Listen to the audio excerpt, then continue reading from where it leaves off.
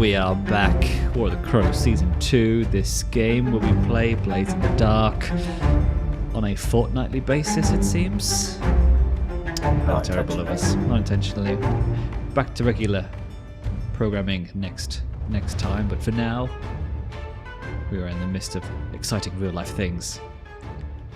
But we are dipping in to continue the story of the Damned Dodgers. The Damned Emporiums. Yeah, I was going to say, there's only one damn Dodger. And it's not you. Not me. And it was put to great use in the last heist. It was. So we can go straight into some payoff. Oh, yes. And some downtime. We didn't even start payoff, did we? No, we didn't. And then maybe we can even move into... I was talking about this a little bit before we started. But I've learned about a thing, which is kind of like a mid-campaign session 0. We have a bit of a meta conversation about characters and things, and I thought that would be a cool thing we could do to maybe talk about. We want to kind of see the rest of the campaign heading, so we kind of have a goal, and we can say we're done with this campaign. Otherwise, we don't want it to like fizzle out in a lackluster way. True. So it needs to go on forever or end with a bang. Kind of want to. We either go critical role or exactly.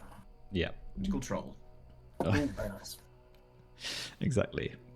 Well then, let's go on to payoff, and I don't have any of the rulebooks open. Oh God. Should we start with crew payoff or?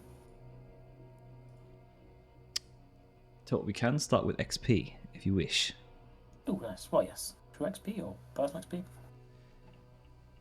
Does anyone know what XP they got? Oh, bloody hell. Last time. I think I noted it down. Well, I used Wreck, obviously, which was good. So that was fine. Yeah, we can check. I feel like I must have used Tinker within. I think you did, right? Within the fact I made it, that must have been part of the setup, right? I think you did because you made the bombs. Yeah, I didn't do the grid, we said you can. We said you can earn XP. Did we ever say you could earn? It's in the session. Yes. So we can earn XP like challenge, but in terms of like, desperate actions, no, of course. Yes, sorry, that's different. Of course, that's different. Yes, that's very different. Yes. We didn't roll desperate tinker or anything. No, that's fair. Got it. My head's back on. It's been 2 weeks off. A desperate tinker. Dash into desperate wreck. Did that. That's for sure. So yeah, got that one. 2 desperate wrecks. Oh yes, yes, yes, of all course. went rather well. I Didn't did. It's all coming back to me now. How not the first how time. Perfect our session was. Well, no, because I did two. I did 2 desperate wrecks, didn't I? Because the first one was disaster. Yeah, why am I running 2 dice for wreck? It's bad, isn't it? When Silas is ruling, some kind of split between wreck and tinker, so it's kind of taken my, half and half. This was a very crafty kind of constructing and deconstructing style score. Yeah, so I got 2 points in prowess for my 2 desperate wrecks. Nice. And I guess XP. And you get some playbook XP. Yes, I address the challenge of technical skill. That definitely is going to be in there. Probably it, actually, I reckon. Yep. Beliefs drives our heritage much. Yeah, that's it. Yeah. Okay. A little 1 playbook advancement.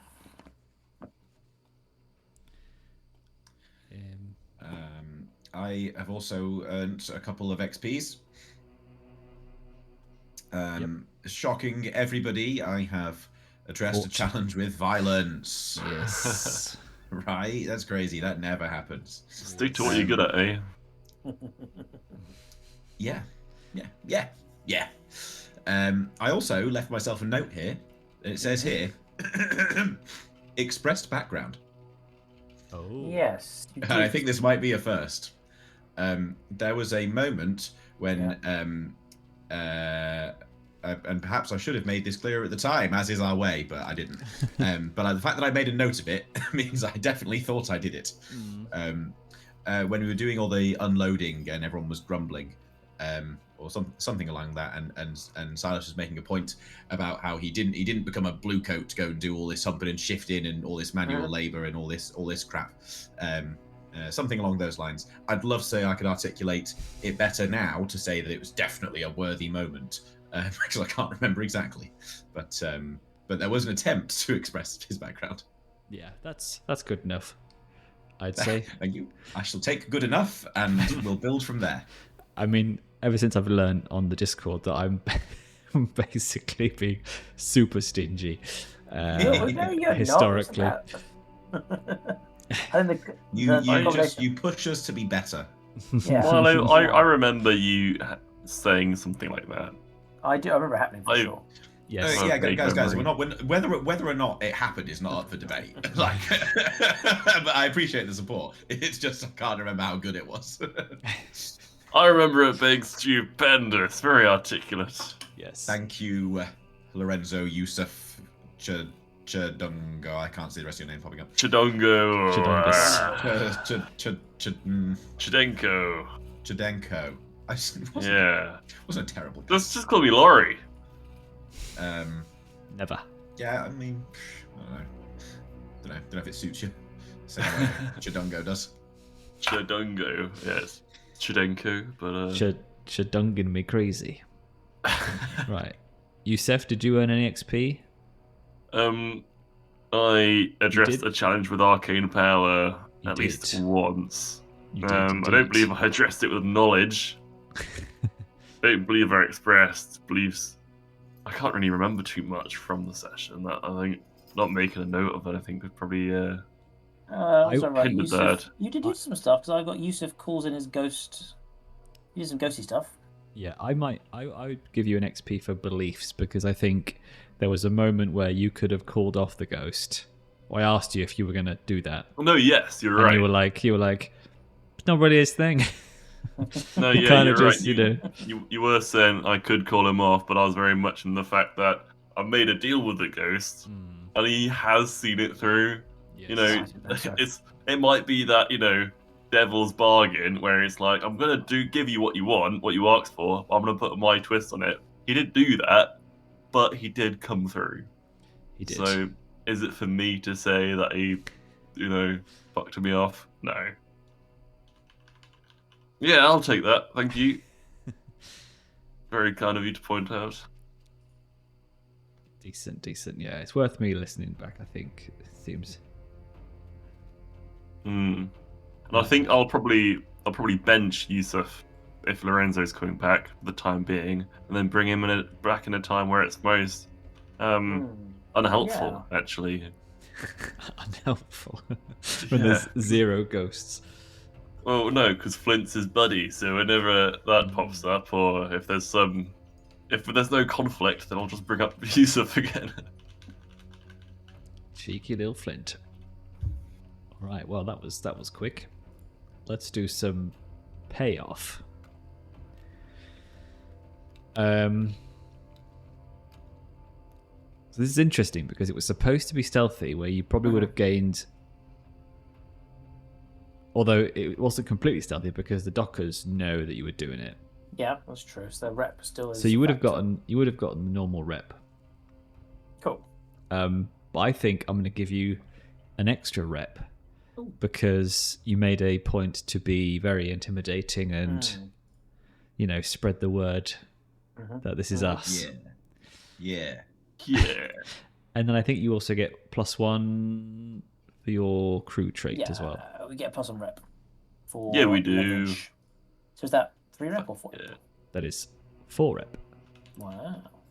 Yes, lads. You're halfway to tier Big 3. reppers. Oh, we're gonna need to find so much more coin. Oh, Yeah, God. that's the next bit. It's not as good. The coin is 0. 0? 0 payoff with the coin. Why is Yeah, that? because I guess you're stealing no- to give it all yeah. away. Yeah, I guess no one promised us coin, did they? Now I think about it. You were trying to win over the hearts and minds of the dockers. So we're rich in hearts and minds. Well, Kind of. potentially. not as much as you could have been. All right. All right. And I think in terms of... Oh.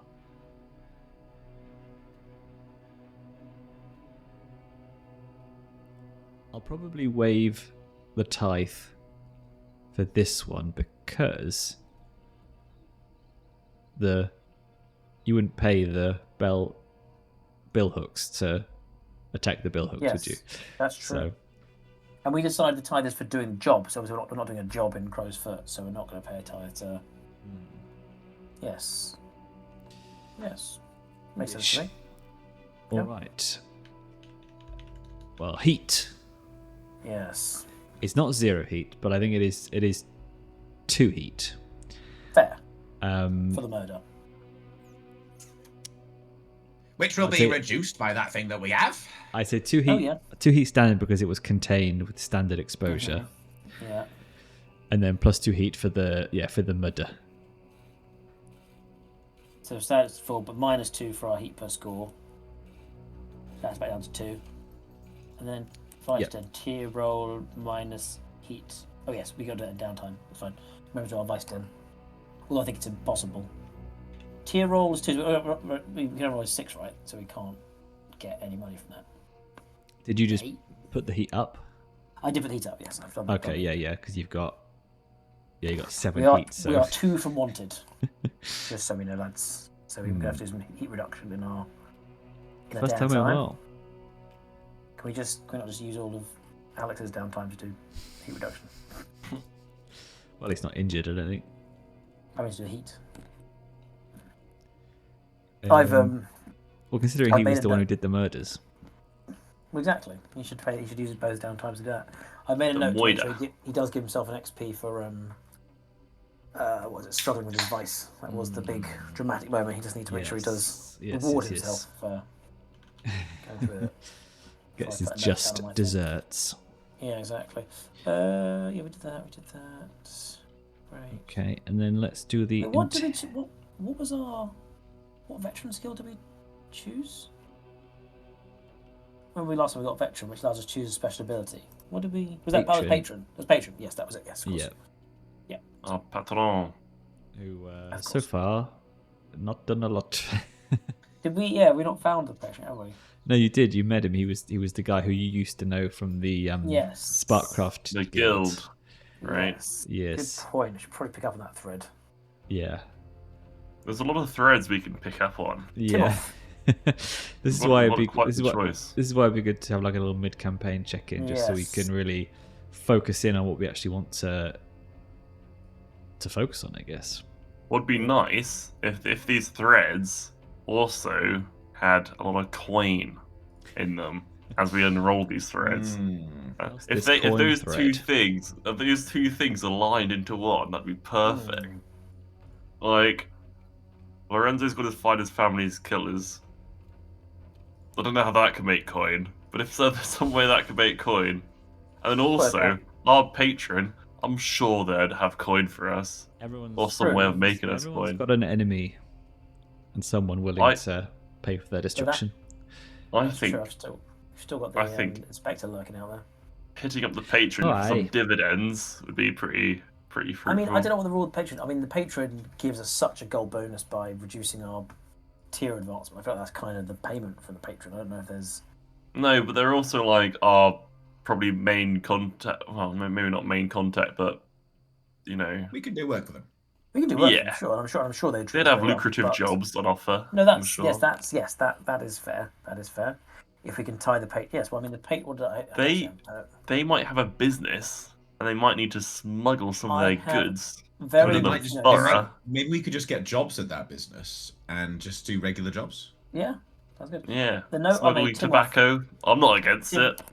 Timon's our new patron. We need to get them souls, reagents, and artifacts. So yeah, theoretically, souls. We're not smuggling souls again, are we? No, but reagents and artifacts. So yeah, absolutely. There's stuff we can do for them if when we get control of the docks, or at least some more control of it, or more attacks. Absolutely. If we get our hands on some reagents and some artifacts, then yeah, we could potentially sell them to Timoth. I'm sure he'd do us a lovely deal. Timoth. Timoth Meriden. Timoth. That's Yeah. not a name. Timothy. That's a disease. I think it was loosely based on Blimey. Jonathan, wasn't it? Yeah. Well, this is quite relevant. The entanglement that I rolled for was accosted by spirit guards, Yeah. which I can only assume is the spirit wardens. This is apparently when you use arcane potions, you tick on a spirit warden clock, which I guess is similar to your bullets, Yusef, Lorenzo. Yeah, I didn't. Yeah, I had that. 'Cause I did use a couple, but I didn't. I knew that was rolled. Why didn't I track it? So I think I'm gonna start one that everyone, because no one's actually started one yet. No, I'm trying to think what I did, because I remember when I had the arcane potion, I was very aware of that drawback. I'm trying to think why I didn't bring it to pass. So I'm gonna tick it. And what's this for? So just for our actions in the last game, or because of? Yeah, this is the entanglement, so it kind of fits because the spirit wardens were close enough to see you. So what are they doing? They're I guess this is They're their accosting line you. of it. This is their line of inspecting us, right? Investigating us. This is their line of duty. Yeah, sorry, that is my bad. I did use a silence potion once, so technically there should already be a tick on there for that. Oh yes, the silence potion. Yes. Oh, does that have? Does that It's have? tough, right? They're so good, but it'll take a whole downtime to craft one, and then it brings on wardens. It does seem a bit punitive, but I guess how theoretically, if we had say a full-time whisper on the team, how easy would it be to bring the clock down? I suppose is the question. At the same time, Saffron, my electroplasm bullets, if I use them, they also draw on the spirit wardens and their attention. So Yeah. All right. there's a lot of equipment we have that draws their attention. Yeah. Well, I haven't got one right now. I was planning to craft one per session, but again, all my downtime's used up on healing, so there's never time to. Yeah, much to OPDM's displeasure, I'm sparingly using my electroplasm bullets. So he really wants his juice with the spirit wardens to, kick it off. Yeah, dude. I want a cool spirit warden character. Okay, sue me. I'm Inspector of Spirit Warden, and I've come I want the Brotherhood of rid Steel your Wardens. streets of these okay? filthy spirits. I want Knight Titus of the Spirit Wardens to come at you. And then run away. Oh shit! There's a ghostly bear. Shit. Yeah. That could Shit, be a imagine. ghostly bear. Ghost bear. Scotland ghost bear. Hell yeah. You've got a ghost dog. You don't need a ghost bear. What happens in the Mistlands, in the Deathlands? Right. Well, let's do downtime activities. Ghost bloody Putin hell. riding a Sounds ghost like bear. activity. What was I trying to do with my life? Where's that session 0 happening? We could do it now if you want. If you wanted to, that would inform your downtime. I'd say it make more sense. Because no one's really injured or anything, so. I think I still need to do a heal. I think 'cause I am still. What have I got? I've got something. I've still got. Still dead or dying. I've only got one. That can that be? Yeah, it is right, isn't it? I've still only got one. And I did clear I'm- my level 1. I'm going to say you go to the leaky bucket and have this chat. So I'm going to put on the 1920s speakeasy soundtrack. Soundscape. The leaky bucket. Not to derail. I know I rolled a very poor healing last time. I got 1 pip in my progress clock. That doesn't for healing. That doesn't sound with the new rules even likely, does it? Can you? I feel like I rolled more than that. My healing, I've still got my level 2 trampled, but I've only got 1 heal. I definitely did a healing roll last time. Yeah. But I've just rolled one pip again. Is that? I thought with the new rules. Didn't you absolutely goof it? Yeah, I did goof, but is that really bad? Is that? I still thought a goof would even be like. What was the new rule we played in healing? We said. It's you just fill the clock once and it clears your That's what it was, yeah. tier 2 and Okay. 3. Cool, which I haven't done. Fine, it must be right then, yeah. Yeah, I did goofed it. So I've sorted it. Oh yeah, that was it, yes, because you guys have got amazing healing based off my all my health, and then I got fuck all. Silas is resilient. Well, that's why Saffron was very immobile in the last heist, because he's still feeling a bit trampled. Right, the leaky bucket.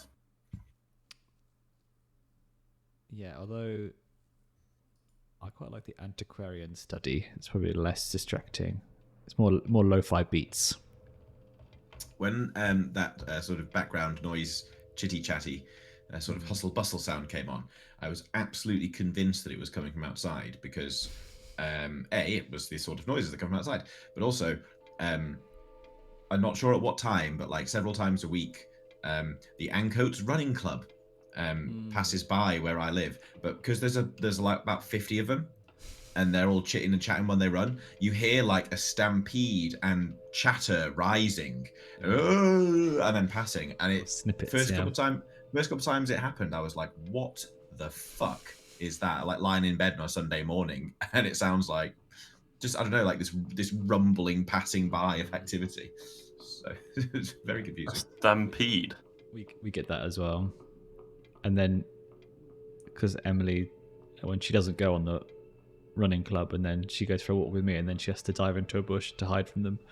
The judgy runners. I said I would join the running club at some point. I'm with them in spirit. I'm not even really that. You're chatting in spirit. Yeah. Right. Oh, fuck. Right. They're probably meat for fruit juices after as well. I think they go Well, to the you know pub what? here. They meet up at one of the local wanky bakeries. Finish their run at Trove. Oh yeah. Yes.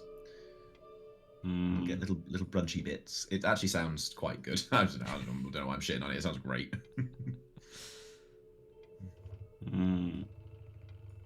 That's Smoothies. what everyone else feels about people who live in Ancoats anyway. Oh, go to your nice bakeries. Oh, wankers. I've got to walk 20 minutes to get to my bagel place. I very much resent, though, every time I see a new food place on a Manchester account, and it's like, new amazing place in Manchester, and look it up, it's in Chorlton. I'm like, don't get me wrong, Chorlton's not far, and it is in Greater Manchester. It's not in Manchester. Bugger off. It's when they talk about a pub in like Bury. Stop trying to make me to go Bury on a Sunday. Yeah. Anyway. Yeah, amazing new place open in Sale. I don't give a shit, mate. Sale is nice too. Right. Well, there are. Well, actually, there's 4 categories here, and I think, feel free, or I encourage you to take notes so that this is something that we can remember when we come back in another 2 weeks' time, and we're like, let's actually remember this stuff. And this is our foundation going forward. I always take notes. Muggy always takes notes. So the first section is called, "Are you still enjoying your character?" And there are 3 questions. The first one is, are there any mechanical changes you would like to make to your character? Is there an aspect of this character you would like to see explored more? Has this character changed in a way you weren't expecting? Okay. Get the old notes page up. What do you want to do? Are we doing this one at a time? No, or go each person's one question at a time, or? Well, whatever. Some of those are probably not relevant. Some of them are relevant. Could be relevant. I can't remember them all. Are they visible somewhere? Or you just read them out. I was just going to read them out. Okay. Could you read them out again, please? I'll put it on to Roll20. Legend. I'm just worried about copyright because I screenshotted it from the book. Oh no. James D'Amato is litigious. probably. Discord. Yeah, good. I mean, it's probably good for the viewers to see as well. They can play along at home.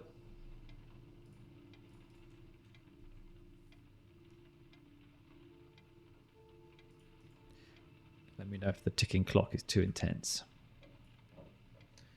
I think it's just the right amount of unsettling. No, yeah, it's fine. That's good. Right. There we go. Can you see that? Aye. Oh god. There it goes. Where's this? Oh, in the actual like main page next to the clocks and stuff. So we're discussing the first Oh, my one. character sheet was covering it. Okay. I see. I will go first. Yes, I am still enjoying my character. He's been one of my faves. I think the mechanical change is a great question. It's been I kind of rectified it because the thing I was struggling with at first was like getting to a lot of encounters. All he could do was like do my blooming blow dart, but he was also terrible at using weapons. So there was definitely that phase at the start of the campaign where I was like, I can't do much with him. That's why I've been trying to do more stuff. Actually, think like, no, what would he do as a leech? He would set up traps ahead of time, or have more mechanical stuff built, or again getting the wheelchair, an actual device that uses his power. So that's definitely, I think I kind of identified that earlier on, that there was mechanically not working. I mean, he's still obviously useless in a fight, but then should be, because he's a frail old man in a wheelchair. So I think sometimes I don't quite adjust to that and forget and try and charge into battle, but actually it should be what he's doing. So it can be tricky when again you think of like wrecking and stuff. But like say when we're in the Deathlands, like, well, what can I wreck? And it's the thing of like, well, I can't, I can't suddenly, but I always want to like have planted some explosives that blow up a pillar that knock it down, but it's all a bit too, well, cartoonish almost. So it's a tricky one to rectify, but I think I've slowly got more of a hang on where his skills come into play, and it definitely is more if you try to do it more in the setup, which is why I liked last week's one. Because I was like, right now I'd keep. We would always do the look, gathering information, and I always realised, no, I should have, rather than like, I use Saffron to go and look at things. It should be, no, he should be setting up.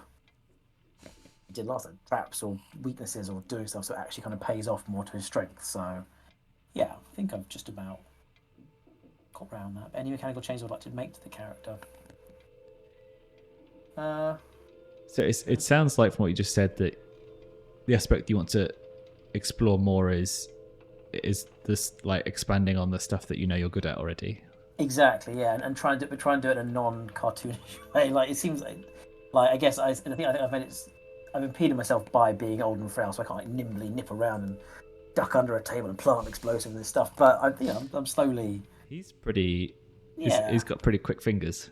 Yes, exactly. Like planting a grenade in the car was quite fun. So definitely using more explosives and stuff. So yeah, that's it. It's just more mechanically changes, not changes. Just need to do more.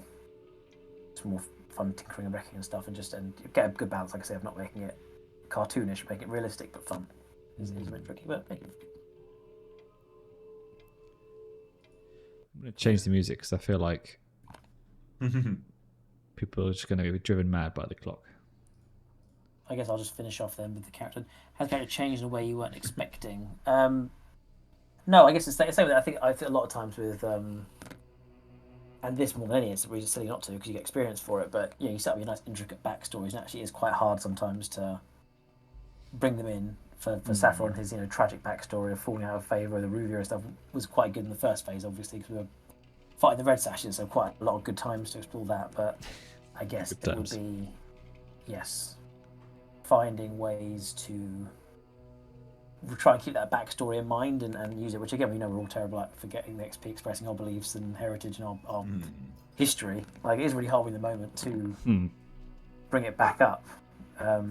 But I tried that. It was at the start when we were on the docks. I was thinking about he would have actually done a lot of this smuggling back in the day. He should be quite familiar with this space because when business was booming, Saffron would have been taking any shipments in here. So maybe just try and play on that a bit more and try and keep on that. But no, he hasn't really changed. Other than I think I thought he was going to be more, just more of the whole kind of tragic backstory as well. Whereas inevitably most of my characters are a bit more comical than serious, but. It's been good. It's been good having like the Emporium as part of the headquarters. I think it works well because again, it's kind of very rooted in his history. Is that that's his old shop that once was Lawrie. So that's still kind of on the agenda. Again, I know everyone's end goal is to be rich and famous, but obviously for Saffron to have his shop be back in vogue and be actually trading is a very in character end game for him. So fits quite well with the actual game objective anyway. But yeah, that'll be my character breakdown. Nice. So, overall, Yes. 7 out of 10. Still enjoying it. The voice is my only problem actually with it, because I enjoyed it when I do reading with Ellis in bed. I enjoy doing an old Dumbledore voice, but actually speaking like that for whole paragraphs is actually really hard, and I end up just speaking like a posh guy and not actually old. It's quite hard to kind of speak. It's my fun dear for, boy. like one thing, but when you speak actually in a whole conversation, you start going, "Oh, fuck it." Yeah. That's You know what it reminds me? It reminds me of when they're doing the tournaments and the challenges, and the nice lad dies and his father comes out and he's like, "My boy, my boy." That's what it reminds me of a bit. I think it would. I thought it would be a fun voice, but actually, it's not that fun Constantly to do. in that tone. Constantly. Whereas the card Funny doing a southern drawl was always fun, no matter what zone you're in. He's not back. Just trying to be old and frail. We try to have an intimidating conversation or like an important conversation is a bit. You should listen. I can recommend listening to Andy Serkis reading Fellowship of the Ring, because his Gandalf is very good, and in that whole chapter where Gandalf is essentially explaining I actually the One did start Ring. listening to that. I actually did start listening to that. So and it's literally just him talking like this, and he's a voice actor, so he's obviously like using the microphone to really amplify it. But good shout, actually. No, actually, I was literally listening to that recently as falling asleep, and then it got too intense. So I stopped. It was all right the first chapter, but it was all nice. Then it started getting a bit like, I can't fall asleep this anymore. It's too intriguing. Is it quite intense? In what way? Well, I mean, like the start of the Lord of the Rings, it's all like, and everyone's having a party, but when it gets to even the bit where Gandalf, yelling about the ring and they're seeing things, it very quickly becomes. And the songs as well. He like goes all in. Yeah. And the poems. That's a good advice. I'll go back and try to get more of a less of a Richard Harris Dumbledore, and more of a circus Gandalf. I like it. Yeah. Right. Anyone else want to do the first category? I can go. I can chip in. You can go. I can go. One of us can go. I've made some brief notes on the first, so I don't think I'm going to think for the third bit. So, are there any mechanical changes I'd like to make this character? No. Hang on, which character are you talking about first? Well, Lorenzo. I'll just do Lorenzo. Yusuf's too new for any of this to really take form. Yeah. It'd be ridiculous doing him. So for Lorenzo, no mechanical changes. I changed him mechanically kind of early on to kind of suit more how I wanted to play him.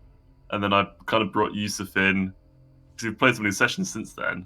I kind of brought Yusuf in with a bit of a spider, bit of a whisper as well. So I kind of got the bits of Lorenzo I originally had, which I want to explore again in Yusuf. But I've also got that, the whisper bits in there to kind of do a bit of a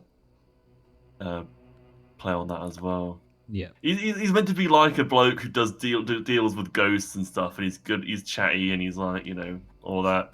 But back to Lorenzo, is there an aspect of this character you would like to see more explored? Yeah, actually. So obviously he's mafia family born. Of course. I'd love to explore more of that side. I was thinking, since most of his mafia family are dead, he's technically the eldest in the family. I'd quite like that to be brought into the Damned Emporium story, and maybe involve the members of the Damned Emporium. How can Lorenzo's family mafia kind of help them in their goals, and then simultaneously, how can they help Lorenzo's goals? So really, I'd like to see if we can play off. Maybe there's some lost funds or something. Maybe the Lorenzo family, Vincetti family has a treasury locked away, or they've buried their treasures away somewhere, and we can use that to kind of restore the Emporium to what it once was, or some ties in there. Silas, you've got goals to kind of get the people on side. Maybe Lorenzo can help there with his boys. He's probably got some mafia boys or some mafia cred. Maybe we can combine. Are you recruiting another cohort? No, not at all. But maybe we can. Lorenzo can use his cred and like help you out there. I'd like to get more involved in the other character stories and kind of like bounce off those, and build those up together. And then another thing, his vice is gambling. And when I started the character, it was very much that he'd like to, he liked blackjacks. He could like count the cards and that kind of thing, right? It basically play to his favor, and it's somewhat more reliable. I'd like to play up to that a bit more, where he can kind of like control the odds, like he's taking a risk, but things are in his favor more or less, that kind of thing. That sort of spidery angle. Yeah. But he'll do it with his ghost dog. But yeah, that's more or less it. I don't think he's changed in a way I wasn't expecting, so to say. Maybe the being possessed, but I didn't change him too much because we dealt with that when it was due to be dealt with. I feel like if that wasn't dealt with, then very much he would have changed, because he would have been possessed by a Cockney gangster. You know what could be? I like the idea of like the Vincettis being more of a big deal, and maybe they're like old money in Dust Bowl. Yeah. So they've got like mausoleums and stuff. So they probably they were more. Maybe they were part of the. Like a generation ago. Yeah, maybe their fortunes were lost in the same way, like when the railways were introduced. Maybe they had a lot of money in, like the trading company and stuff, whatever it was called. Before the Leviathan oil became a thing. Well, even just before, like because the trains basically made the docks like shrink by 80% or whatever it is. So lots of people probably lost out on their money on, the whole industry crashed. So maybe when Lorenzo's father said, you're the second son, why don't you go and do something, make yourself useful? And he went, right, I'll do what my grandfather did, become a Leviathan hunter, or do something like that. He went off and did that. Yeah, maybe the Vincetti's blood and stock was in sailing, and that's why. And then whoever murdered them was probably against that. That's the new money, mate. Those bloody grinders, whatever they are. Let's just have a score where you kill the grinders. Yeah, that's the aspect you'd like to explore more. Kill the grinders. What's the name of George Galloway's new party? The Party for Workers. Yeah, Lorenzo's gonna kill him. All right, and Silas then. I was going to jump back. Sorry, if it's okay, I was going to jump back. I forgot. Jog my memory. Sorry, jog my memory. Obviously, one thing that's interesting, obviously about Saffron. Obviously, his vice again, being drugs and stuff. Obviously, at the start of the campaign was a lot more prevalent, and kind of needs to be tailed back a little bit, at least in mission, because obviously it caused a few problems sometimes when he would become incapacitated. But I think that's probably something I need to kind of balance out more, because I've kind of just don't really tackle that advice at all. So I think I actually there's a really good one. I need to work that in more organically but consistently, because it seems right now he's not even slightly drugged up when he definitely hasn't done any work to overcome that advice yet. So I need to actually make a note to make sure that is more layered into the character again. The vices normally get worse as your trauma develops as well. Really? Same as it's like how Friedrich's done it, where his vice is changing. Were you saying that Lorenzo's going to become Two-Face then? You flip a coin and it's always going to be heads. If you're lucky, punk. So it's kind of like rather than like mid game, just because Silas got a bit violent, that is still Saffron's trauma is well, it's not just Silas's violence. It's kind of any extreme violence. It's probably more actually in the downtime, isn't it? It's more in the downtime that is where having to not. It's weird because obviously indulging the vice is actually an action you need to do to. That's where it gets weird, right? Because indulging the vice is actually something you need to do mechanically. But what does that look like in free time? I just think it's more story based. Yeah, Saffron would be on a particularly violent thing. Maybe that's what would encourage me. Yeah, well, I better go and shoot up because I can't deal with this in a capacity. So that's probably something to think about more is the free time and what he's doing there, because that's probably the best place to explore it. Yeah, but also as someone who's played a character who was very against violence, bit of a coward. Yeah, you can always role play Saffron trying to make sure it doesn't come to violence. Yeah, it's a good point, especially if he's aware of the effect on it. He should be talking. Yeah, right. I should be talking more to. Which plays off nicely against. Oh yes, yes. There should be in a conflict. Yes. Which plays off nicely against Hitman Friedrich. Yeah, well now especially like we did say, that's actually a good catalyst for all this, isn't it? So, although to be fair, like what he did wasn't particularly. It definitely it's the actual extreme violence. What he did wasn't. He just let the ghost drag him down. So that wasn't too. Yeah, he just pushed him off the boat. It's just more that just absolute brutality. Yeah. I love how Lorenzo and Silas have killed a plenty, and then Friedrich's the straw that broke the camel's back. Not you as well, Friedrich. He was a nice boy. Saffron's going to install a jousting lance on his wheelchair, and then he's literally going to get his first blood next session. Yeah. If he can ever use a downtime to not just be healing myself and do some more modifications, I'd love to. Yeah. Yeah, it's basically going to become like The Boys, where it's just every kill is completely ridiculous. Every time you get in combat, Saffron, you just end up getting clobbered by a mace or a baseball bat or something, and broken arms and all. Yeah. Do keep charging your wheelchair into Thuggos. Yeah, I've stopped that. It's really funny though. It's hilarious. I've actually only done it. Only done it the one time. It didn't go.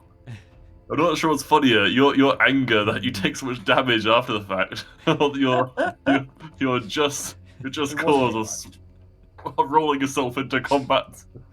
Yeah, classic booster. Classic baby boomer thinks you're invincible. Like, I want to install spiked wheels on my chariot. Yeah, sounds so good in theory. I'm in my Range Rover. Everyone out of my way. You should have like a little wagon on the back that Lorenzo can sit out of and shoot. Yeah. Perfect. Oh yeah. Proper chariot. Right. Silas waited very patiently all this time. Very, very patiently. I have a couple of thoughts, not heaps, but they might bloom. The first question was the mechanical. Mechanically, no, he's great. He's really good at the one thing he's good at, broadly, which is fine. He's expanding his horizons a little bit. I would like him to be a touch more useful at things other than fighting, but it just takes time to grow the skills. So he has already kind of started wanting to do that a bit in his little training with Belk.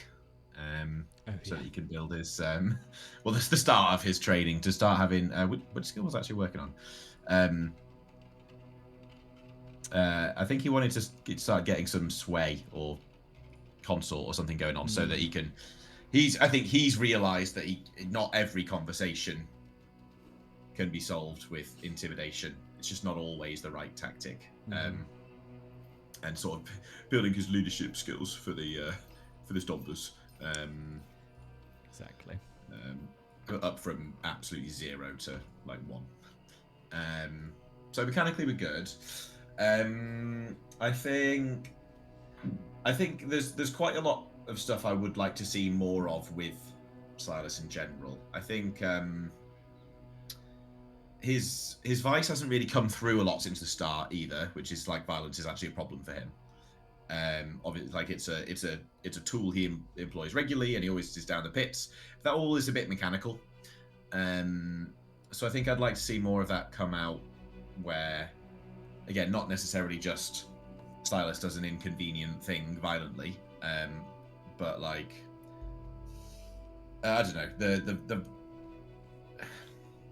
there certainly will be I think it will often lead to inconvenience. Silas is more violent than he should have been at this time, and that's causes a problem. But I think there might be other ways to kind of play that out a little bit. Just don't want to. The fear is making it a bit like one-dimensional. Like, oh, he's gone into rage mode again and killed and wiped out a town. That's Silas, eh? Silas the Butcher. Yeah. Well, and I think one way that could come through is in his like the sort of flip side to his vice, which is his vice is fighting, but it's not all about beating other people up. There's some there's some unresolved trauma there about being beaten up. So I think there's something in there to explore more. Because I think in scores he's probably become a little bit like, not like massively, not in a way that I'm particularly unhappy with, but just a bit like passenger-ish, a bit sensible. Just trying to complete the mission effectively, but like trying to be in the mindset of the Madman a little bit more, I think would be good. Yeah, you do gravitate towards that role in the group, I must say. It is definitely my default setting to play the objective. Whereas, yeah, so I think that's a bit of a me thing to try and bring more of the character through. And I guess kind of connected to that is this whole idea of wanting to dish out his version of justice, whatever it is, whatever twisted his version of that is, so that he has like just try and bring more of that driving force about what he's because he has actually got a long-term goal. We worked on that a while back, and he's working on it, but not really in the scores. It's not really coming through in like the I must do this because I must respond to this situation because in a certain way. So I think I need to have like a sticky note on my screen that says justice or something. Rachel. Yeah. I can't remember how I described that religion from that shrine you found in the Deathlands. But I know one of the kind of vices is like religious fervor. And that could be an interesting change. Being a bit of a zealot goes quite well with, a sort of a belief of a set of justice and rules and things. And it was like the religion of the sort of the charitable, wasn't it? God, what if he starts falling into a cult like religion? It's got all the way back around. Yeah. Yeah, but then I guess then he kind of, I think that it could be quite a good like a cornerstone, I think, for trying to play the character to be like, hate to bring this wonderful game into the distributor talking about it like it's D&D, but in that sort of like lawful neutral, lawful evil-ish sort of sphere where he would stick very rigidly to actions because of his beliefs, and execute them, brutally if necessary. Could be quite a good thing to do. Yeah. Do you have a reference for that stuff that you had? I can look into it. Let me think. Is there something in the game, in the thingy?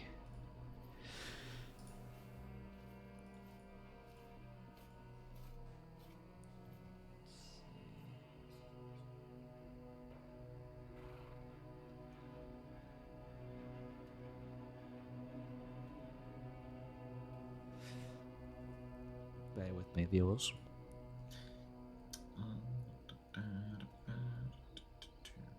I want to say it's Faith.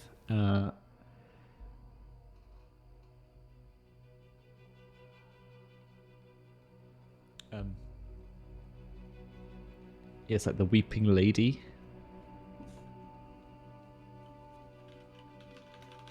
And there is a house of the Weeping Lady in Six Towers. She's a vice purveyor. Interesting. Yes. Okay. I'm seeing some posts about it around the internet as well. Could be some information here to find. What have people done with the Church of the Weeping Lady? Well, according to this post, not a lot, but okay. So I'm making note of that. I can try and flesh that out a little bit. There could be quite a fun story arc there. Yeah. I like that. One final thing on Silas, just unexplored things. Always part of his story has been that he was betrayed by a person called Grace, which is what caused his downfall from the Bluecoats. And never really fleshed it out, but there's a very blank check there for who Grace is, what organisation she's a part of, and how getting vengeance could tie into something the party is interested in as well. Yeah. Do you perhaps want to marry Grace? That probably would be vengeance in itself, I think, to marry Silas. It's probably not a good life. Imprison her to a lifelong marriage with Silas. I'm going to propose to Grace and then not help with any of the wedding preparations. The And I'm worst gonna betrayal punch ever. a man to death on the weekend. Sure. Well, yeah, I mean, I think it could be quite cool to kind of pull all these threads into why you want to take over the dock so bad. It sounds like Lorenzo might have a reason. Maybe we can make Grace part of this trading company or bill hooks or something like that. Yes, that sounds good. Grace is an extortionist, and that's all the information that we have on her so far. So we can make her a part of something. Nice. That's quite a good pull actually, because that could play into many things, right? Yeah. There's many groups that she could have taken advantage of then. Yeah. And I think that she would sound like Harley Quinn because she would say like extortionist. It's canon. A Boston accent. Yeah. I look forward to that session where we make as much turn into competition Margot as Robbie possible happen. Yeah. Great. I just want an entire 2-hour session where Grace has been forced to sit down, have dinner with Silas, and we just chat, and everyone goes mad. Yes. Can we just replace your cam with like an AI generated like the video of Margot Robbie though? Like I'm an e-girl. Yes, exactly. Can we do that anyway? Yeah. I mean, it's preferable. Yeah. Margot You get more viewers. I really felt like Margot Robbie deserved something, but fuck you guys. Margot Robbie. Hi. That's fine. No. You know what? I won't see you at the weekend. I'm busy. I don't want to see that cosplay. I don't either. This is a tangent, but I think if you haven't seen her interviewing Cillian Murphy, or them interviewing each other about Oppenheimer and Barbie, it's a great. Oh, that sounds a great video because it's a perfect person to interview Cillian Murphy, who hates being interviewed, because he gets to be like, "Oh, but what about Barbie? Like, it's so amazing! Like, congratulations!" And then she'll talk for 20 minutes about it. What's that And he's on? just there like YouTube, I think. Yeah. Oh, the tube. And she's a The big fan of tube. Peaky Blinders as well, which she brings up at the end as well. And he's all like, "Oh, shucks." She's like, "Will we see a return of Tommy Shelby?" It's like, "Oh, maybe." that's yeah.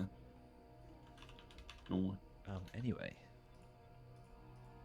let's move on to the second section. How do we want to No. plan for this character long term? I hate to derail again. We didn't give ourselves crew experts. Well, that is definitely more important. That is more important than character development. Yeah, the number's going up. Thank you very much. I mean, Max, come on. Yeah. So, did you execute successful smuggling or acquire new clients or contraband sources? Yes. I mean, at the very least, definitely you literally sourced a whole new fucking pile of contraband. Yeah, I'll give you that. Nice. I'll give you that. I'll end the stingy era. Nice. Again, I've never said. I've always said you were very fair at pushing us back. I've said you're very surprised about times you have been like giving people bits. Where's I've never said stingy. Where's this stingy criticism come from, Oliver? Because someone in the Discord was like, you guys should have twice as much XP as you have right now. Oh, fair enough. Which I feel like if you took the XP that you asked for that I didn't give you probably would be... Maybe. I don't know. I've never felt stingy. Who knows? Like I said. Anyway, Who knows? do we contend with challenges above our current station? They were kind of tiered. I don't think so. No, I don't think so. It was kind of pretty much a good level of. Sorry, stingy era back in. Bolster your crew rep or develop a new one again. I think with the I think Dockers, so. definitely. Yes. Yeah. Well, I mean, with the Bill Hooks, you definitely you That's are on the bad map reputation. now. Doesn't have to be a good reputation, does it? I suppose. And then, well, this is where So I don't want to overstate it, but this is where it gets weird, right? Because technically it says one or two for each item occurs. So technically you could say we actually got two because we bolster the rep with the Bill Hooks and the Dockers. It does seem like a lot, but I don't know. I think it has to be two separate occasions of bolstering. Yes. Okay. Fair enough. So just two different. Yes, we just did it by doing the score. Within that, fair enough. Express the goals, drives in a conflict or essential nature of the crew. Now, what I've been trying to do for a long time, and tried to get it was more practical in the end, was the whole we decided a while ago we were going to try and be that intimidating, spread the fear of the word of the Damned Emporium, which was part what I was trying to do by the end of it being threatening, but also mechanically trying to make sure they knew about us so it wasn't part of the heist. So, I don't know, bit of both. Could you say that the ghost appearing and scaring the fuck out of everyone, is that adding to the reputation of the crew? Because we're like kind of aligned to this heist, and there was a ghost that appeared, but not necessarily our ghost. It was like, I'm not sure if we can claim credit for that or not. That's what I mean. That's a bit of a. I think if we were in the middle of a building, we just suddenly raised an army of ghosts, that'd be pretty. Yeah, or maybe alarming, if Yusuf very much commanded this ghost very loudly and was like, "Hail, ghost!" And made it very obvious, but it was all very much pre-planned. He had a discussion with it beforehand, and then kind of said, "Arrive at this time." I think, well,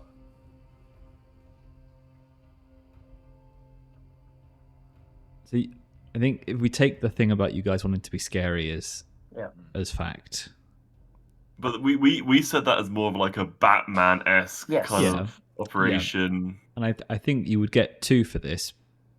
Ooh. Because you were go back to your Bill Hooks and tell them the Damned Emporium did this. Yeah. And I think also I'd give another XP for either the ghost going mental at the whole crew and then running off in terror into the town, and also Friedrich. Killed the guy. He killed the captain. Yes. What am I thinking of? There's something where again they kind of don't mean for something terrifying to happen. When it does, they then have to take credit for it. To kind of lean into we meant to do that. That is, but actually they're uneasy about it. It's actually quite I quite like that. Cool. Yeah. All right. Back to character development. We did. Right, cool. I love how it cuts to us being in the Damned Emporium and having a cup of tea after the fact. We were like, "So, Friedrich, how are you hanging in? That was a bit out of nowhere." And then, but also, we're actually just we've got our guys printing the press, being like, "Damned Emporium strikes again. We will kill us." And we're like, "Oh my god, what did we do?" That is from something I can't think what, but I'll remember later. How do we want to plan for this character long term? Yes. What character goals have you accomplished? I mean, it's a slow, steady boost. I mean, it wasn't planned, but obviously the whole first arc being taking down the Red Sashes, being a big middle finger to Aruvia was a huge thing for Saffron. Just personally having such, a hatred for them, and that kind of anyone who comes from that area. So that was not necessarily a goal, but it definitely fit into character development or pleasure. And the long-term goal is to the reason he signed up with the crew was to restore the Emporium. And obviously that moment when was it? I guess we went to tier 2. When was it? When we made the put the coffee shop in and the such like. Was a big moment when actually the Emporium starts to actually look a little bit more like not a deserted shack in a back street. So his I wouldn't say his accomplished goal, but the long-term goal is that, which is ongoing and developing well. And I can't remember, did I make short, medium-term goals? I don't think I did. Yeah, that isn't. We don't need to go into that if that's not something that we've done. No, I don't think so. But that was the main one. His is to restore, restore his glory days of smuggling and shipping and selling drugs. And I guess his main goal overall would be to get back to that point, but this time obviously not fuck it up by being, literally smoking his own fucking supply and ruining it all that way. So that will be the ideal end game. Would be, yes, the business is back and it's as legit as it can be in Dustfall. Obviously, it's still trading drugs and whatnot, but Saffron's not smacked out of his head, and he's actually running it like a smart businessman with a group of friends and allies around him. Would be very different to how he did it before. So that is still ongoing. Any new goals you would like to add to the list? Well, I guess, like I said, one goal is to. I mean, you can't get rid of your vice, but I guess at least control the vice. And theoretically, like I say, the goal for him would be to not be addicted to shit anymore by the end of the campaign. So I don't know if that can be a goal to overcome your vice, because technically you can't. But if it's the end of the campaign and he overcomes it, then it's not. That's true. I think speaking narratively first, why not? I think if that's the way you want Saffron to go, is that him to get clean? Yes, I think that's really brilliant. Yeah. I'll say why not. That's kind of maybe. Yeah. If we end the campaign like that, then fair dues, that's fine. And if not, then he can pick up another vice, I'm sure. Maybe he finds satisfaction in the Lord's Prayer or religion or some kind of thing like that. I mean, it could be. I mean, to be fair, there has been a slight slant towards the arcane. So is there something in that? Is there replacing that vice with of drugs replacing with he's become more fascinated with sparkcraft and with ectoplasmic devices and stuff? Is that there must be something in there about maybe there's a whole section of vice purveyors called weird. Maybe since he's crafting this wheelchair to kind of counteract his ailments, his bodily failures, maybe he goes in the Mechanicum way, where he starts becoming like a Sparkcraft mecha cyborg. I mean, is that have you just made that up, or is that actually a thing? I've just made that up, but why not? I mean, Sparkcraft is wonderful. Sparkcraft's wonderful and weird. Why not have Sparkcraft legs? There is. You can. Book doesn't say you can't be a mecha. But the Full hulls, Gundam. in the hulls, you can make yourself a hull. You can become basically a hull, or you can make one. Can't you? I'm sure. I looked that up because that's why. Like a suit, yeah. Yeah. So maybe that's going to be the goal, really, and that potentially could become the vice as well. The obsession with kind of living forever and being maybe becoming not invulnerable, becoming actually able to immortal. But not a frail creature and live in this kind of metal shell of plasmids and Saffron, the God Emperor. Could be kind of funky. Basically, the end of the Wolverine, the old guy in the silver samurai suit. And the thing is, Saffron's going to live on and have many crews like us. We're just a flicker in his lifespan. I'll outlive you, exactly, like an elf. Cut to present day, and Saffron's sat in a coffee shop. In a Pret a Manger. Called the Damned Emporium. The Le Damned Emporium in Paris, yes. A really shitty antique shop with a really shit jade elephant. Like a little Costa in the back. Properly shot. Oh, it's Black Book's just a sequel to Oh yes, The I think it is, pre-sequel. yeah. It is, yeah. Yeah, Dylan Moran's a bit of a Saffron-esque character. Yeah. Or But Joe yeah, I think Hirschman. I think that's a fair objective. I mean, it's a bit of it's kind of yes, it's a bit mechanical. I'd like to craft him a hull or whatever the equivalent suit is to be in, but it feeds into I think hopefully a narrative thing, which is again being Yep. a vulnerable man. Also, I'll try and tie that into his vice. And yes, if I don't know if mechanically we can quote unquote swap vices, but that would be Yeah. a thing to work towards. It might, it's not none of this is guaranteed to work out. It might not come together, but I'll set that as a. I think we can find you like a cool, maybe the the Dimmer sisters, maybe like the one who also was into the Sparkcraft. Mhm. You kind of, I guess, if you're after like the immortality, then that's going to lead you down to some kind of very weird kind of alchemists and things, and people who are doing experiments and things on the sly. I'm now imagining Saffron as like this Heihachi kind of character from Tekken. Yes. Who's very much the older gentleman, the dad figure, but he's all powerful. But he's He's benching like, a Volvo. yeah, he's like, the youngster, you know nothing of power. I'll show you proper power. Oh, I'm up for that. It is fucking Hulk, Sparkcraft suit, Mech's body. It's called Super Hold Pomade. Indeed. I love that. That's fucking awesome. I like it. Good. I'm just thinking of the end of Iron Man 1 when Jeff Bridges goes into his Olé! suit. How Yeah, ironic, that's Toady. Like that. With a box of scraps. Yeah. That's the only quote I remember. That's a good one. Except Saffron Tony can Stark. do it with a box of scraps. He It's like, can. we'll On build a this good in a day. cave. Yeah.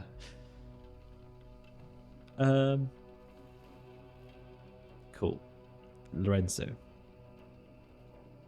Silas, do you want to go? Since you were waiting last time. Yeah, we don't have to say something loads on each thing. It's just if it's relevant. Yes. I think the goals still are working for Silas. They just need some focus. Is the summary. He's still working on the Stompers doing their thing. Maybe he needs to divert the Stompers or the Emporium Enforcers, as they're officially known, to the docks, if that's where our efforts are. But I think it still makes sense for him to want to create this like position of authority that he wants to kind of put himself into, which I think will tie into potentially them ending up being some kind of arco-flagellants or something, if this faith thing goes too far. Sorry, I was just reading about that. That's why I was distracted. So yeah, I think that makes sense. Still, keep stomping. Nice. Probably need to figure out what the next step on the Stompers expansion plan is. At the moment, they're out winning hearts and minds, in theory. I think being the bulwark against the billhooks is a great way to win over hearts and minds of like the dockers and stuff. Yeah, so I think and that gives Silas a kind of a fairly clear direction as well. And if I think about whatever his moral code is supposed to be, remains a little hazy, which maybe that's actually not such a bad thing always. But certainly the version that the billhooks do would not align with the sort of more ordered nature of the former blue coat. So yeah, that works. Those heretics. Not your god, priest.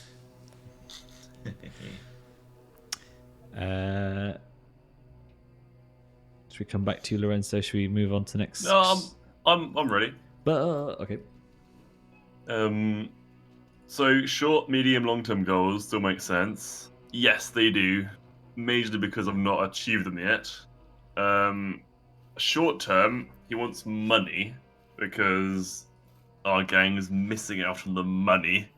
We've only just started recently getting a bit more money, but before that we were kind of broke. So, very much money is a short-term goal. So Score's looking to expand on our wealth.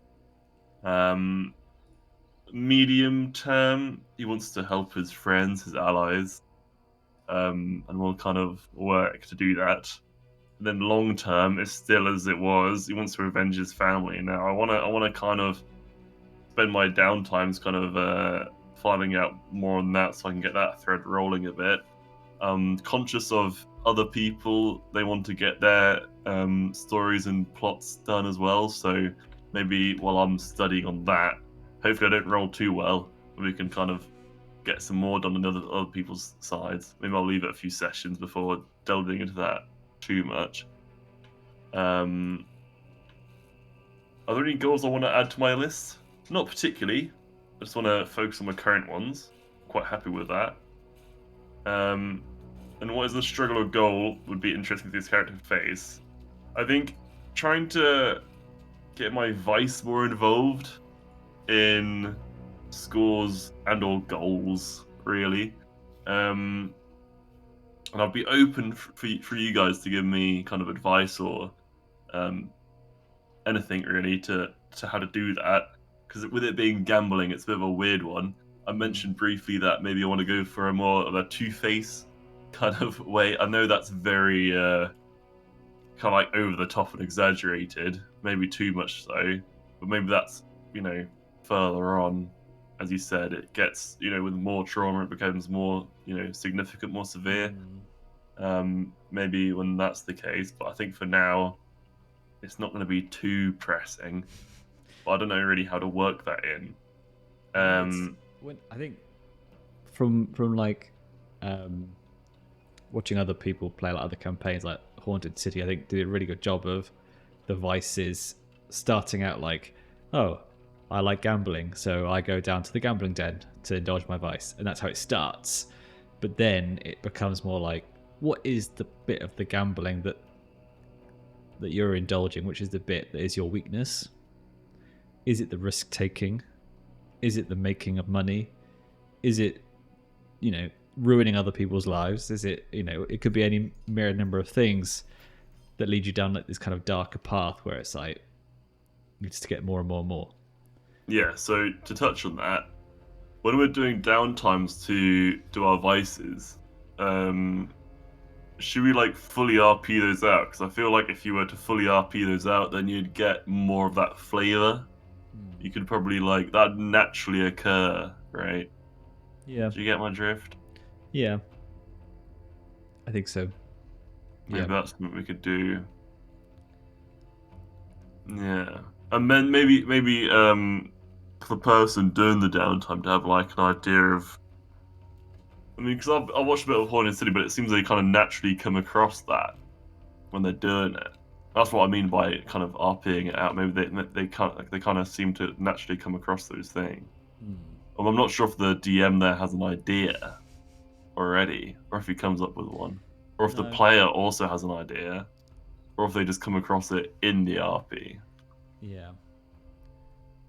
Yeah. Well, to give an example, like one of them has an obligation, which is to their dead ex-partner, who and they were both like spirit, not Sparkcraft Whispers. people.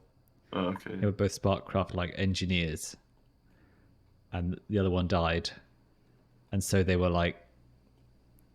So her character's her obligation vice was like to grief over this dead partner, which then turned into her pursuing the research that they were working on, which also turned into the whisper in the party helping her find her spirit so she could put them into somebody else's body to bring them back to life. And then this person turns into a vampire and tries to kill them all. So whoa!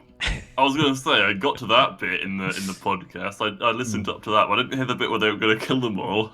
It was interesting because that player was actually playing his character, one of his characters, then also the possessed character of this lady's wife.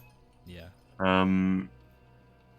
But yeah, I mean that's quite a good one because it's like she's obviously got her vice, and it's got a bit of history and it's got a bit more to it rather than mine is just gambling. Well, then maybe you could always inject some history.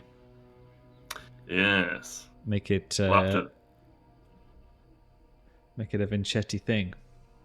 Maybe. Yeah, the Vincetti Casino. Why not?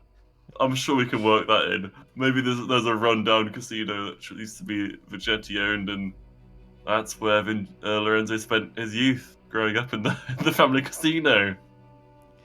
The Vincetti Palace. The Vincetti Pyramid. And I just had the idea now of kind of where Lorenzo is and what I kind of see him as. At the start of the series, it was more like Luke and Greta, you know, from Peaky Blinders. But now I see him more of as like, you know, the protagonist of The Gentleman, the aristocrat son, who's like The TV show. I haven't seen it. Yeah, who's been called back from service because his dad's passing. Early spoilers, don't mind it. And he's like very much, he's very much about himself. He's kind of like, you know, tactile, and he's quite adept at stuff. But he very much sets himself out to kind of take care of stuff, you know, look out for his family's interests, kind of thing. I think it would be interesting if Lorenzo kind of goes in that direction, where he's like trying to kind of take control of the situation rather than just let things kind of wash over him. Yeah. That Italian beef sandwich empire needs to start. It's always with the Italian pastrami sandwiches with you guys, God damn it. Until I have one, this will never rest. Look, you can't talk. I'm not even down a birria taco yet. Yeah, well, to be fair, yeah, that. You were at Birria Bros. It's like you can't. Yeah, I blame my friends not wanting to wait. Okay. They were like, "Come on, So bro, you you're actually the coop." went this time. Wait, Yeah, I was outside, and they said there'd be a half an hour waiting time. And my friends, I had to drag them there because they wanted to go to the fucking food court. I had to drag them there. And then we had to walk back because they said a half an hour waiting time. And I couldn't fucking get them to wait any more longer. Look, before. So you're gonna say I need better friends, is what you're gonna say? I was trying not to say it, but then you said it for me, and I completely agree. I don't know how far it is. I don't know how far it is from the arena, but we can always go for pre-Tenacious D, Birria Bros tacos. Pre-D tax. Nice. I am definitely down. Pre-DB. I am so down. Yeah, we absolutely should all go. Hell yeah. Awesome. Great. All right. Well. But does that sound good with kind of like the goals and that? Yeah. Yeah. But do you have any advice for how I can tie the Vice into the goals and scores and that kind of thing? I think this is probably good stuff for games that don't kind of reward this stuff anyway. So I think Blades is already rewarding you for expressing your beliefs and heritage and all that sort of good stuff. I think this is maybe for like other games where people don't talk about goals and things. So you can have like narrative goals, and then you can also have your stuff which is going to get you XP.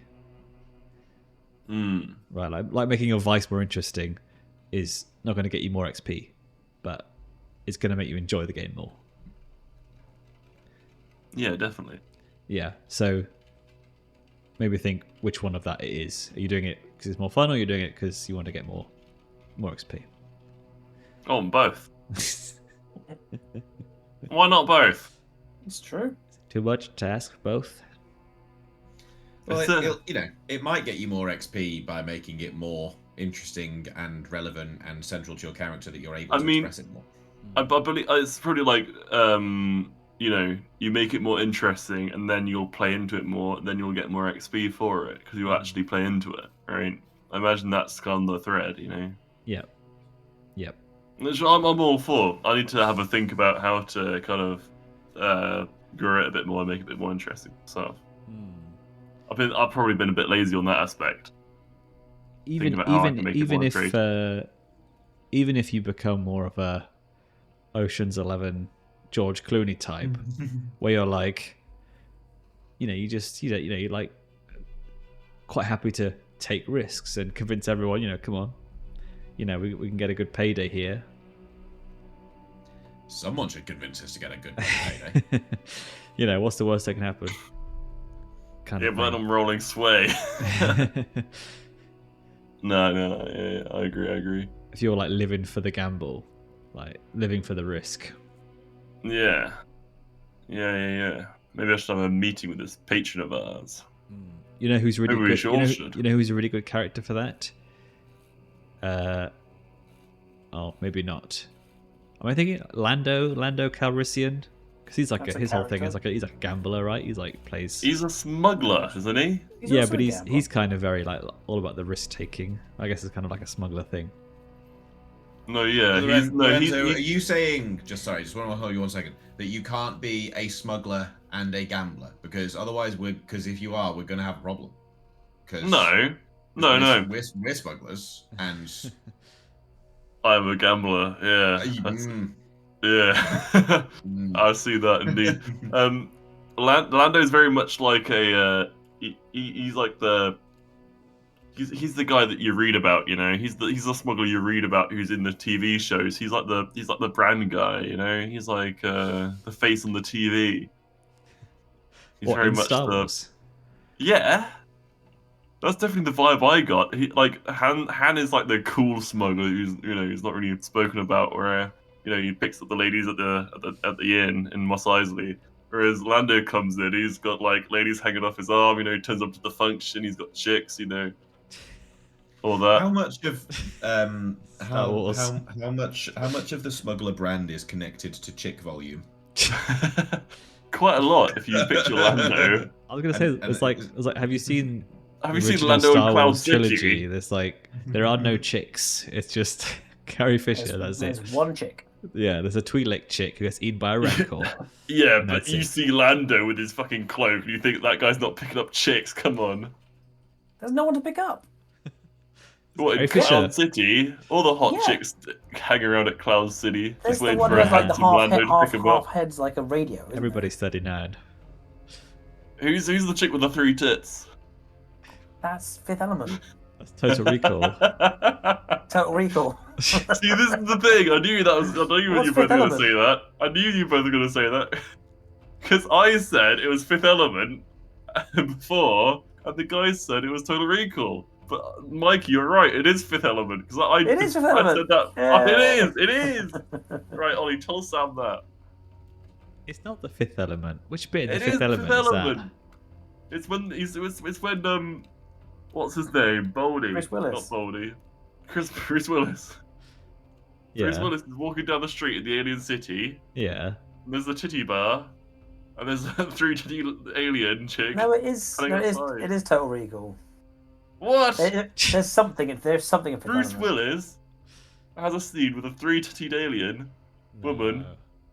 Yes. No, it's the 3 breasts. I don't think there's is many Total Recall. aliens in Fifth Element. There's like the opera singer and the There big, is some. the big There is something guys. weird. Yeah, there is something there. I'm that's gonna weird. post it in the chat. I don't think Luc Besson. I think he's too French. He's too cool to be that debased. He's got the lady in in the kind of the strappy outfit. And that's it. Okay, Google says I'm wrong. We're both wrong. Apparently, Mikey. I know. I went back on my wrongness already. All right, God damn it. we're running out of time. What's the next question? Yeah. So, what do we want from the immediate future? What is a struggle or goal you think would be interesting for this character to face? Are there NPCs you would like to see them interact with? Are there elements of their backstory you would want to see come up? Now, this is interesting for me particularly More because we need more chicks for Lando Vincetti. Any number of breasts they choose. Their Lando choice. Vincetti. Healer's choice. The NPC bit is interesting for me because we have so many NPCs that we've met. Yep. And it'd be good for me to know which ones you're interested in Yes. knowing more of and which ones are a waste of time.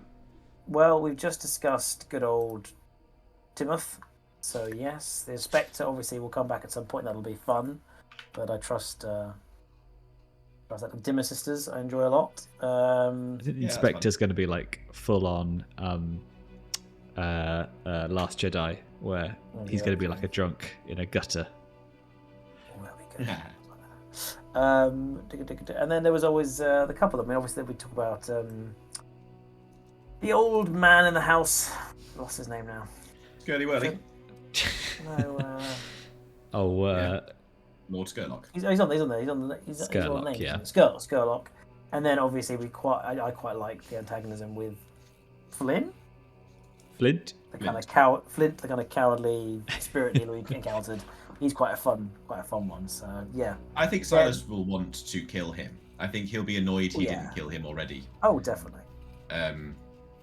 Because he doesn't like the spirit trade. Mm-hmm. That's not even a very controversial position. So I think I berated myself slightly for Silas not doing that because I was in sensible mode. So sort of to retcon, canonize that Silas is annoyed at himself that he let one get away. Yeah. If it were a TV show, there would definitely be like a season 3 flashback episode, which would just be the Inspector's like backstory. So I'm up for a bit of Inspector backstory and a bit more on Skurlock, for sure. I could do a half an hour monologue on Inspector's formative years in Eruvia. A struggle or goal, character face. I don't know. It's kind of the usual stuff, really. Struggling with vice, struggling with not enough money, struggling with his body. That's pretty obvious for me. We can shout out if any of these are relevant. So yeah. Lawrie, any other NPCs you bring to mind? I've not had any personal NPCs with Lorenzo come into contact. I don't believe your auntie, who basically living proof that your backstory is bullshit. I was going to mention that. I really didn't like her accent, so I don't want to see her again. Fine. Savage. I'd like to see the relationship deepen and be tested with Gus. It was quite a... No, sorry. Mine and Gus's relationship is solid, thank you. You can't... That's the one relationship that should remain solid. Oh, no. I think it'd be a great story of how Lorenzo... Olly's going to have guest possessed now. He's slanted his accent on his Italian auntie. Look, the Italian auntie voice is like grating. Oh, sorry, Mr. Emperor of Mankind. Oh, Paul Atreides is alive. My Seduka. Look, my accent that shifts between 3-4 different people is not that That's much how you know worse. it's organic. It's much better. He had a troubled upbringing, okay? It's much better than the... Yeah, he's a pathological liar. Hey, Lorenzo, how you doing? It's not even that comical. It's I don't know. You did it. Yeah, maybe you're like the what's that Leonardo DiCaprio film where he's the con man? Maybe you just have loads of identities. Isn't that every one of them? Catch Me If You Can. Yeah. Maybe that's it. Right. He's formed multiple identities to overcome his trauma, like Moon Knight. I think that's just a medical condition, actually, but. Well, yeah, but still the. Oh yeah, good point. Still. That was a really good show. It was to overcome it was to compartmentalize the trauma, wasn't it? Because he became a different person. So there were some really good episodes. There were some bad episodes. Yeah, the ending threw me off a bit. CGI was a bit shit, but yeah. Anyway, does anyone have a struggle or goal you would think would be interesting for this character to face? Ladies and gentlemen, in the meta episode. In the short to medium term. This is like the help give your GM a hand category.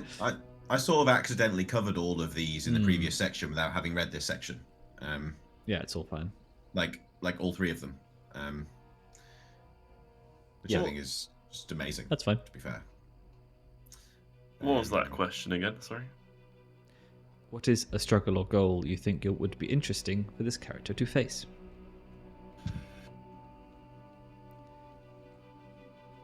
Don't say gambling. You're going to want to say it, but don't say it.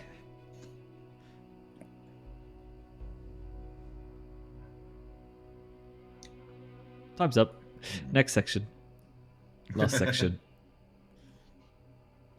I do have an answer for the first one here. So, how do we feel about PC relationships? Ooh. Which PC do you like seeing your character interact with? What do you like about that relationship? Which PC would you like your character to interact with or help out more? Are there any my relationships favourite- that we want to see tested or deepened? Mine was definitely Zazashell. Yeah. R.I.P. Unfortunately, no. R.I.P. Look, he's coming back. We'll get him back.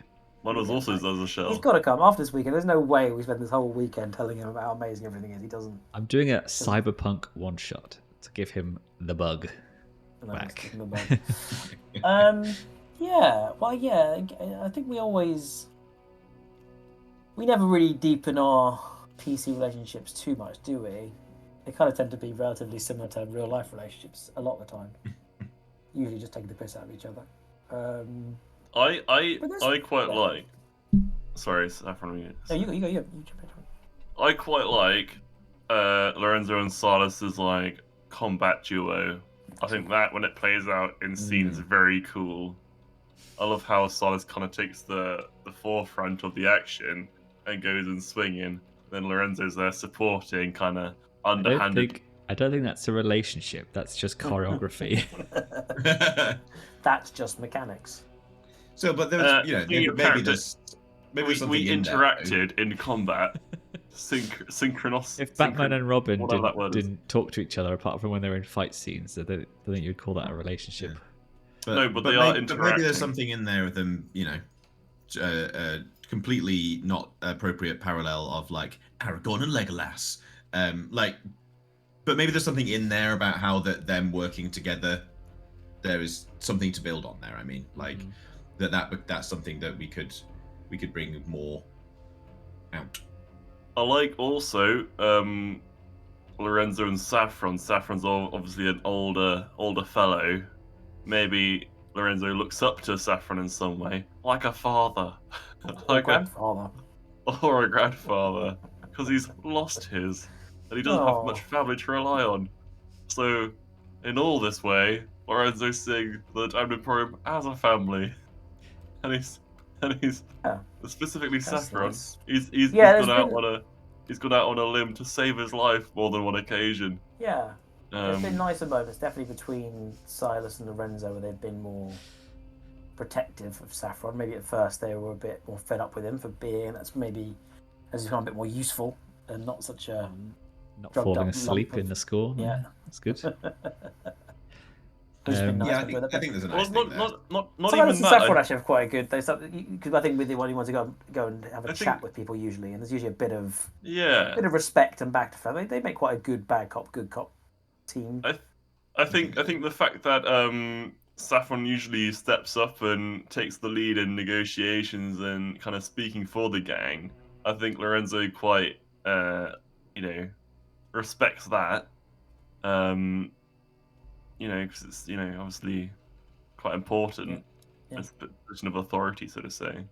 Yeah, I think Um, it's a really good point because there's a lot of elements about Lorenzo and Friedrich that Saffron enjoys, but I definitely engage with them yet. Maybe just the moments aren't there, but yeah, definitely need to spend more of I that think dynamic of that younger pup raising. Could definitely put more of that into Saffron's relationship with Lorenzo, and then he's definitely fascinated by Friedrich and amused by his more frivolity and his more kind of like what's the word? Just more glamorous lifestyle, but not necessarily engaged with. They're quite different, Saffron and Friedrich, and there's much overlap. I think maybe to explore. I think as well, so that it would actually come up in a relevant way. looking at the differences and similarities in how you feel about the stuff that you're doing at the time, like what the Emporium is doing at the moment. Because I know that Lorenzo and Silas both have violence as their XP triggers. Is there perhaps different ways that they approach violence and its needs and its, why you do it and what limits there are? When you put it like that, I think there are quite significant differences. I think Lorenzo's probably more of the fact that you shouldn't. I mean, to be fair, Silas probably similar, that you shouldn't harm people who are not in the lifestyle. Like not in the criminal lifestyle. You should keep civilians out of it, so to say. It's very much, if you're involved, then you're involved. But maybe the killing, obviously we kind of look down on that, but we both have our moments. Lorenzo sniped a guy, killed him accidentally. You took a, vial of rage essence, butchered a bunch of people. But that was, a means to an end. We kind of had to do it at the time. It was like one of those things. Just one of those things. You murder a few people. What I was going to say is I think maybe on this point is that maybe we could do like more kind of like just like talking to each other in character kind of RP, and that's how we kind of get more of this relationship, PC relationship built in session. Yeah, well, we tend to like a lot of it. Obviously, more about I feel like if we come together, obviously for the scores, and then we tend to talk. But then most interactions about what we're going to do on the score. Whereas actually, I feel like in our free time, we tend to kind of actually go off a bit individually, don't we? We don't tend to actually kind of spend free time together, so that we can lose opportunities. All of our RP is usually more around how we're going to deal with the score or however we're going to set up, which is obviously good and fun, but it's not actual like socialise, work colleagues versus friends, Yeah. I'd like to do more of that kind of like downtime, just like let's just pick a thing, or let's I don't know. How do you guys think we could like kind of formulate that? Do we just start in the Damned Emporium? I think it's good. Free time, yeah. Free time is the time for that, right? Because it doesn't have to be about. It doesn't have to be mechanically progressing the story or the heists. It can just be fuck guys. Maybe it's even the best time when we come back to do that, because it is like there's been some tough scores between the Deathlands and the last one not going particularly well. Maybe there is a case for like someone being the one who says, fuck it all off, let's just go have a pool day / day down the inn, kind of actually kind of beach episode. Yeah, exactly. R&R. Yeah, like the episode of X-Men. Team they're building. going to play basketball together.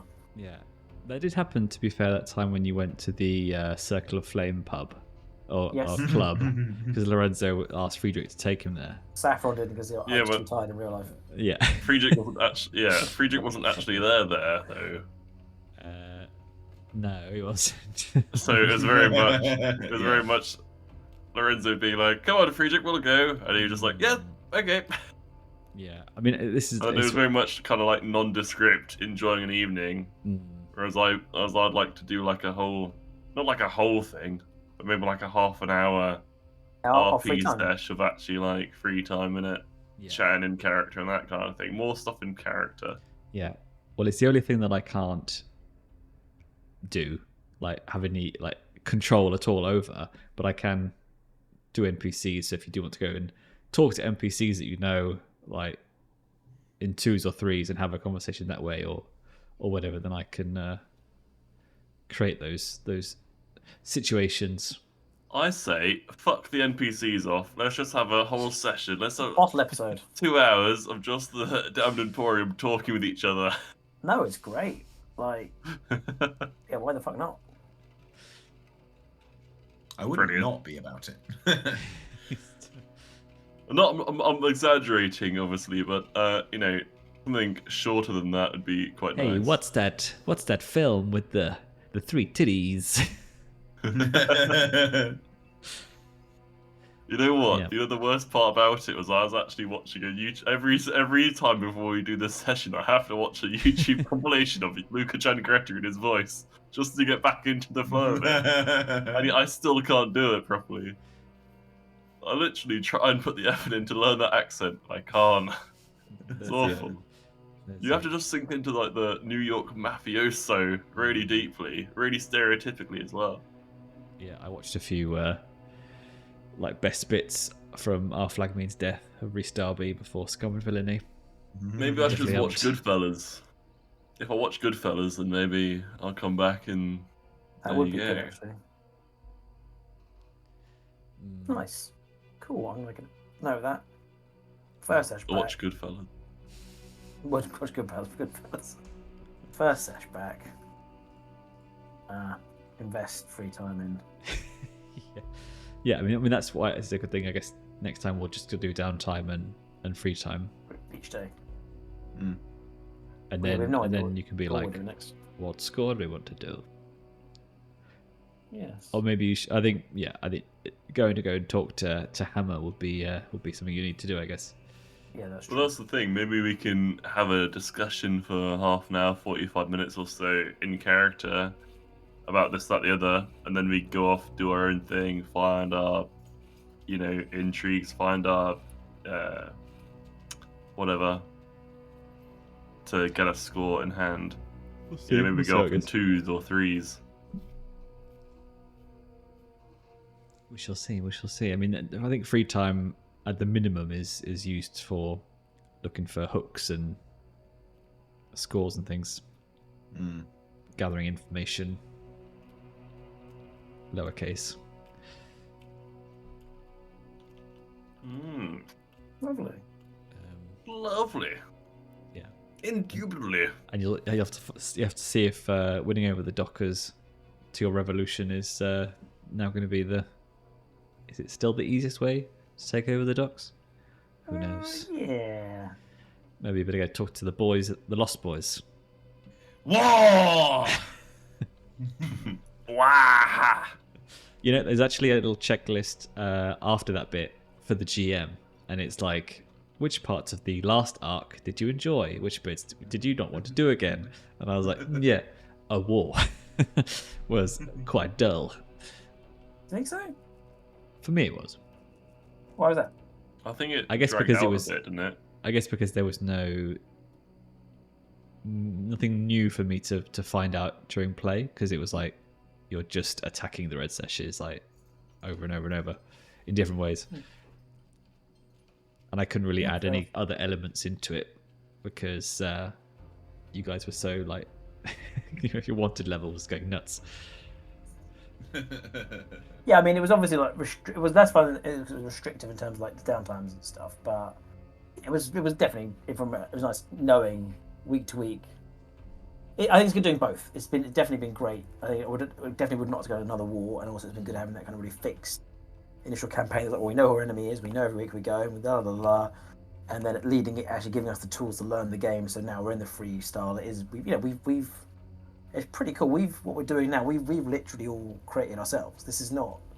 We kind of might forget. No one's written that we're going to go take over the docks. There's just kind of all is us all together drive, which is exactly what it's about. So that's really cool. And having the war at least helped learn the game in a slightly more structured sense before kind of letting us just fucking run off and do what we want. So yeah, but yeah, if I get from your side, that makes sense why it was just a bit repetitive and maybe not. I think There's a development.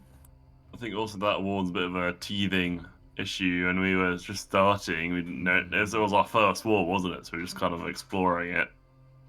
Yes. Obviously, there's the option to have like a white piece, like a neutral piece, so you can end the wars sooner, I imagine. But I think we were all quite hell bent on destroying the red sashes, though. Yeah, which So we weren't open to the white piece whatsoever. there was a good resolution to it. Yeah. And I know with these campaigns, it's the first time we've done a campaign where it's kind of this ongoing thing with no end in sight, where we do arcs. So it's more important that we check in to make sure it doesn't just fizzle out, because it's not really going anywhere. So I want to make sure that we're going towards a climax where we can say we've completed the campaign, whether that's taking over the docks and being like, if we can tie in all the personal goals and journeys into that, could be good. Yeah. Could be good. Sorry, that's 66 been today. rather helpful. Yeah, it's been fun. She ironed out a few things for sure. Well then. guess we'll see you in a couple of days. Yeah. Alright, guys. We'll catch you next Take care. time. GG, lads. See you Thursday. Alright. Yeah. Friday. Bye. Bye bye.